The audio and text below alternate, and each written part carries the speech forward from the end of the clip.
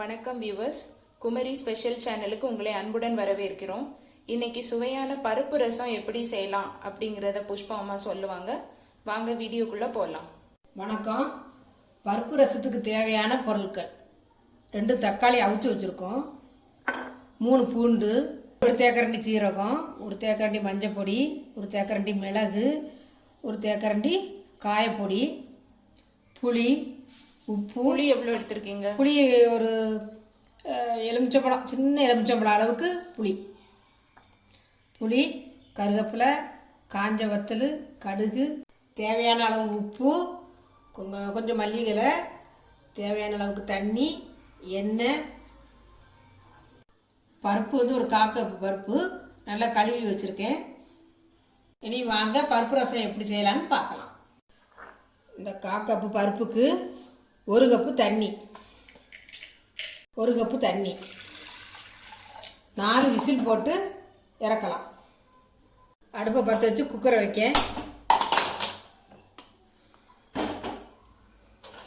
பருப்பு அவியதுக்குள்ளே தக்காளி அவிச்சு வச்சுருக்க தக்காளியை தோல் நீக்கிட்டு நல்லா மசிச்சு வச்சுக்கிடலாம்.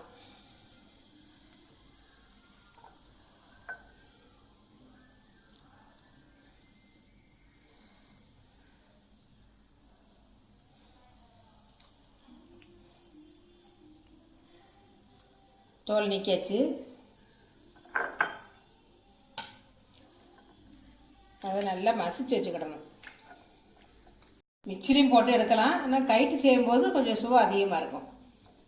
அரை எலுமிச்சை அளவுக்கு புளி, அதாவது புளியை கரைச்சி ரெடி பண்ணலாம்.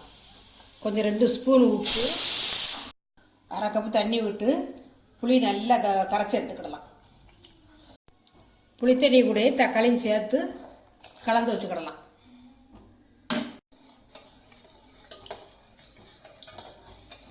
பருப்பு ரசத்துக்கு மசாலா ரெடி பண்ணலாம். இதில் இருக்க மசாலா எல்லாம் ஒன்றா போட்டு சீரகம், மிளகு, காயப்பொடி, கருவேப்பிலை,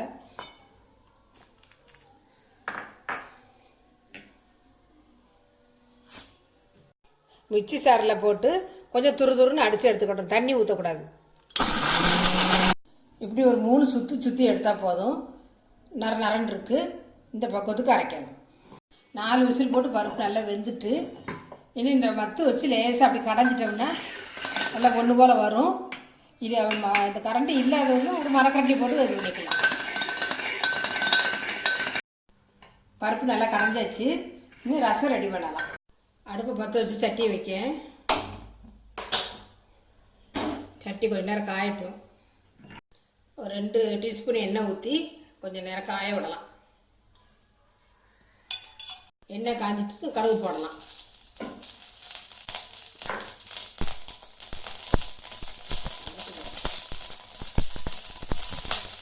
வத்தலை போடுங்க.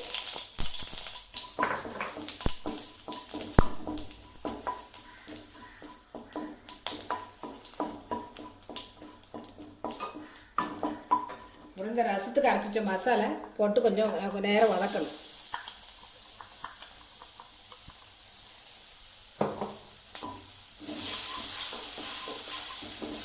பச்சை வாடை போகுது வரைக்கும் நல்லா வதக்கணும். அதுதான் ரசம் நல்லா இருக்கும். நல்லா வாசம் வர பட்டுச்சு. கரைச்சி வச்ச புளியும் தக்காளியும்,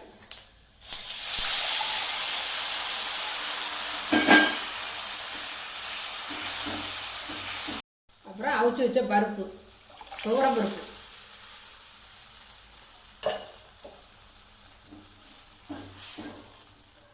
நல்லா கிண்டி ஒன்று போல கிண்டி 10 நிமிஷம் கொதிக்க விடணும். நல்லா கொதிக்கட்டும். மூடி வச்சு ஒரு 10 நிமிஷம் கொதிக்கட்டும்ல. இன்னும் ஓப்பன் பண்ணி பார்க்கலாம். நல்லா கொதித்து மணம் வர ஆரம்பிச்சிட்டு, அந்த டைமில் இந்த மல்லி இலையை அதில் தூவிடலாம்.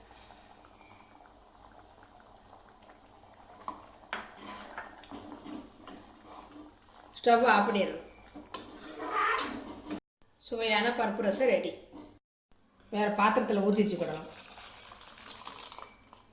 நீங்களும் வீட்டில் ட்ரை பண்ணி பார்த்துட்டு எப்படி இருக்குன்னு சொல்லுங்கள். நன்றி, வணக்கம். இந்த வீடியோ உங்களுக்கு பிடிச்சிருந்ததுன்னா லைக் பண்ணுங்க, ஷேர் பண்ணுங்க, சப்ஸ்கிரைப் பண்ணுங்க. தேங்க்யூ ஃபார் வாட்சிங்.